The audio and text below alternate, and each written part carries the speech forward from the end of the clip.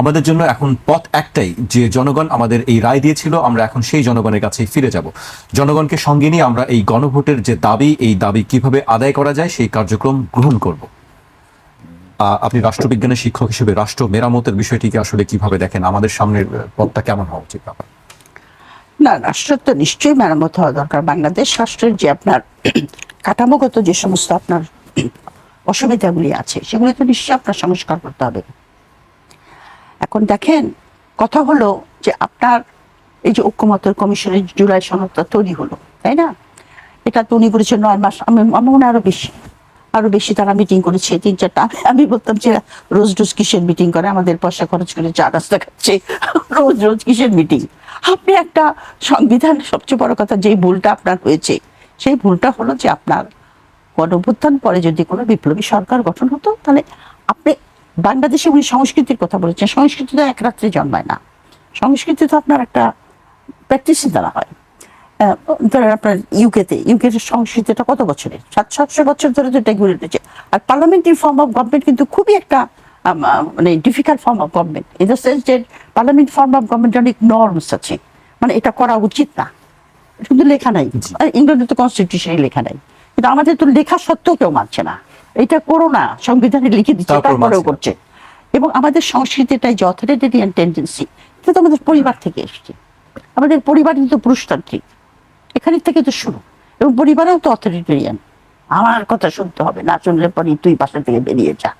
তো এইটা তো আমাদের কালচার, এই কালচার থেকে তোমরা বেরিয়ে আসতে পারিনি। তবে আপনার অনেক ডেমোক্রেটিক থিওরিশিয়ান আছেন, যেন ল্যারি লিনম্যান আছেন, অনেকে আছেন, তারা বলেছেন যে এই থার্ড ওয়ার্ল্ড বলবো না, আমি ডেভেলপ কান্ট্রিতে যেহেতু এই সংস্কৃতিটা নাই, এই সংস্কৃতিটা মানে যেরকম ক্লাসমেট টিচিং দিয়ে শেখায়, ওরকম সেই দায়িত্বটা সেই দায়িত্ব হলো পলিটিক্যাল লিডারদের। কারণ মানুষ তাদেরকে ফলো করে, তারা কি বলে না বলে, কি ব্যবহার করে না করে, ওখান থেকে মানুষ সংস্কৃতি নেয়। আজকে এই 17-18 বছর পরে হাসিনার গভর্নমেন্টে, তার আগে থেকে এই যে আমাদের একটা সব জিনিস আমরা জোর করে মারধর করে ঠিক করব, আপনি তাকে দেখেন না। আমাদের উনি মব বলছেন, কিন্তু মব বাংলাদেশে কবে ছিল না আপনি বলেন? সবসময় মব ছিল। মব কিছু যেন হয় জানেন, যখন আইনের প্রয়োগ হয় না, তখন মব হয়। ওই যে আজকেই দেখলাম আমি, ওই যে ফজলুর রহমান বলে একজন এমপি আছে না, খুব রুডলি কথা বলে, উনি গেছেন গাড়িতে পেট্রোল নিতে গিয়ে এখন নাকি গভর্নমেন্ট রেশন করেছে 10 লিটার, ওনার গাড়িতে 20 লিটার নিয়েছে উনি। আর তো জনগণ খেপে, ওই মব গিয়ে গাড়ি ঘিরে ধরেছে। আপনি কেন ঠিক 20 লিটার? আমি জানি না, আমি কিছু বলি নাই, উনি বলছেন। ওইখানে মব ক্রিয়েট হয়। মব আপনার আইনের প্রয়োগ না হলে মব হয়, তখনই আপনার লোকজন ক্ষিপ্ত হয়ে গিয়ে আইনটা নিজের হাতে তুলে নেয়। এই কালচার ডেভেলপ করতে হলে আপনার যে শুধু পলিটিশিয়ানদের দায়িত্ব না, যেটা ডেমোক্রেটিক থিওরিশিয়ানরা বলেছেন, যে আপনার ইউ হ্যাভ টু টেলিস্কোপ, মানে উঠিয়ে আনতে হবে একটা জিনিসকে চর্চার দ্বারা। যেরকম ইন্ডিয়াতে তো আপনার এস্টাবলিশ হয়েছে, ইন্ডিয়াতে তো আপনার ডেমোক্রেটিক কালচার আছে, তাই না? পলিটিশিয়ানরাও ইন্ডিয়াতে অবশ্য অনেক ডিটোরিয়াস করে হয়েছে, ডেমোক্রেসি ডিক্লাইন হয়েছে, অনেক মানে আনটুয়ার্ড ইনসিডেন্ট ঘটে পলিটিশিয়ানদের দ্বারা, আমরা দেখি ইয়েতে, টেলিভিশনে, টক শো, হ্যান্ডতে। কিন্তু তবু একটা বেসিক জায়গায় গিয়ে ওখানে একটা ডেমোক্রেসি কালচারটা এখনো জীবিত আছে, আমাদের ওটা এস্টাবলিশ করতে পারি নাই আমরা। আপনি বিএনপির সম্পর্কে এখন বিএনপির সম্বন্ধে যেটা হলো, যে দেখেন তারা বলতেছে যে আপনার অধ্যাদেশটা আপনার অবৈধ। ওই যে অধ্যাদেশে আপনার গণভোট এবং নির্বাচন এবং জুলাই সনদ, এই জুলাই সনদ হলো গণভোট। তা আমার কথা হলো যে ওইটা যদি অবৈধ হয়ে থাকে, তাহলে নির্বাচন অবৈধ।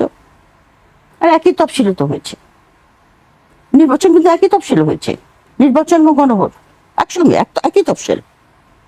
তাহলে ওইটা অবৈধ হলে এটা অবৈধ, তাহলে গভর্নমেন্টে অবৈধ, এটা বললে তো কেউ লিখে যাবে।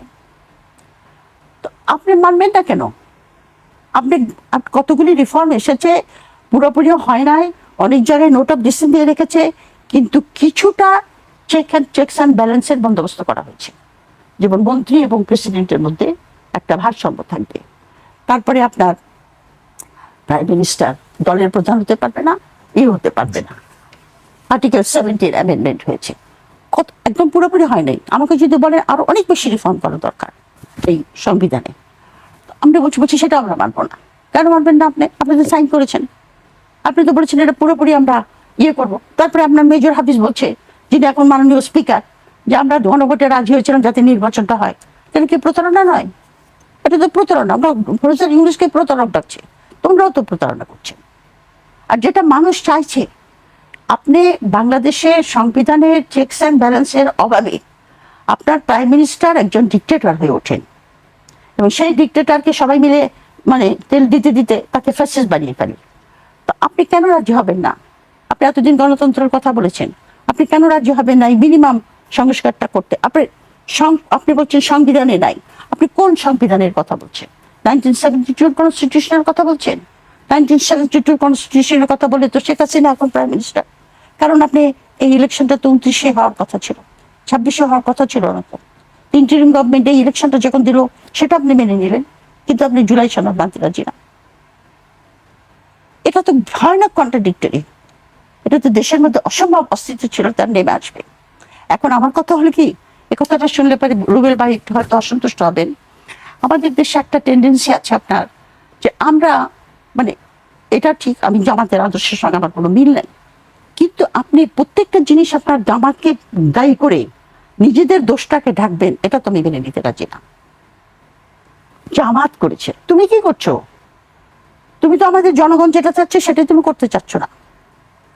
তো জামাতের তো রাস্তায় নামতে হবে না, রাস্তার লোকে নিয়ে নেমে যাবে। আমি তো লোকজনের সঙ্গে কথা বলে দেখি, বলে না না না, এটা তো অনেকে ফোন করে যে আমরা খুব হতাশ, কেন এটা বিএনপি মেনে নেবে না? আপনি সংবিধানের আপনি যেটা পছন্দ হচ্ছে সেটা কিন্তু নিচ্ছেন, আবার যেটা পছন্দ হচ্ছে না সেটা নিচ্ছেন না। Pick and choose. যেরকম বলছে যে আপনার সংবিধানের এই অধ্যাদেশগুলি 30 দিন ওয়ার্কিং ডে এর মধ্যে না দিলে পরে এগুলি ল্যাপস হয়ে যাবে, যে বলেছে না মন্ত্রী, ল্যাপস হয়ে যাবে। এখন আমার কথা হলো, যেটা কিন্তু আর্টিকেল 93 অফ দি 72 কনস্টিটিউশন, ওইটা মানছেন আপনি, আবার 6 শিডিউলটা মানছেন না, ওইটা মানছেন না। এরকম করলে পরে আপনার দেশে কনস্টিটিউশনাল ক্রাইসিস এমন হবে, যখন থেকে আমরা বেরিয়ে আসতে আমাদের একটু অসুবিধা হবে। এবং আপনার এই যে কথাটা তারা তুলেছে যে আমরা এটাকে অবৈধ বলছি, অবৈধ বললে কিন্তু অনেক কিছু অবৈধ হয়ে যাবে। তখন যে ক্রাইসিসটা হবে, আপনি ক্রাইসিসটা কি করে সামাল দিবেন? আপনি কনস্টিটিউশন একটা নেবেন, আপনি বলছেন যে চুপ্পু 29-এ প্রেসিডেন্ট চুপ্পু 29 সাল পর্যন্ত উনি থাকবেন। আপনি কোন কনস্টিটিউশনে যারা থাকবেন? 72 কনস্টিটিউশনে যারাই তো থাকবেন। তাহলে আপনি করতে আসলেন মাঝখান থেকে? প্রফেসর ইউনূস বা করতে আসলো? উনি তো বৈধ। সুতরাং আরেকটা জিনিস কি, আইনের ব্যাখ্যা সবকিছু হয় না। আপনি যখন জুডিশিয়ারিকে ইনভলভ করেন, যেটা হাসিনা করেছিল পলিটিক্যাল কোশ্চেনকে সেটেল করতে, তখন জুডিশিয়ারি পলিটিসাইজ হয়ে যায়, যেটা হাসিনার আমলে হয়েছিল। এটার কনসিকুয়েন্স কিন্তু সাংঘাতিক। Political question must be settled politically, not through judiciary is an arbitrator. কিন্তু প্রত্যেকটা ক্ষেত্রে জুডিশিয়ারিকে, এই যে যিনি আইনমন্ত্রী হয়েছেন, উনি আপনার ইয়ে ছিলেন না, অ্যাটর্নি জেনারেল, তো উনি কি করে ফট করে ইয়ে হলেন, মন্ত্রী হলেন, ইলেকশন করলেন মন্ত্রী? Suppose two neutral person, attorney general neutral না। খলিলুর রহমান তো ইন্টারিম গভর্নমেন্টের ইয়ে ছিল, উপদেষ্টা ছিল, উনি মন্ত্রী। একদিকে আইন, আরেকদিকে আইন ভঙ্গ। এগুলি কিন্তু খুব ভালো আপনার এক্সাম্পল সেট করছে না। এগুলি দেশের জন্য, আমি কোনো পার্টি করি না, পার্টির আমার কোনো এলিজিয়েন্স নাই, কিন্তু আমি বিএনপিকে সাপোর্ট করতাম সবসময়। সাপোর্ট মানে মানে মানে কথাবার্তা দিতে আর কি, হ্যাঁ, যে ঠিক আছে, এটা তো ডেমোক্রেসির জন্য ফাইট, বেগম জিয়া বিশেষ করে উনি তো ডেমোক্রেসির জন্য ফাইট করছেন, তো আমাদের এরকম একটা দলই দরকার। কিন্তু আমি যে বিএনপি যেগুলো করছে সেগুলো তো আমি বলতে চাই জিএমকে তুমি চিনতেই পারছি না। এটা তো আমি আশা করি নাই বিএনপির কাছ থেকে। আপা, আরো অনেক কথা আছে আপনার কাছে, আমার শুনতে চাই। আজকে আমাকে এখানেই শেষ করতে হচ্ছে। নিশ্চয়ই হয়তো আগামী দিনে আপনার সময় পাবো, আপনার আরো কথা আমরা শুনতে পাবো। আপনাদেরকে অনেক ধন্যবাদ আমাদেরকে সময় দেওয়ার জন্য।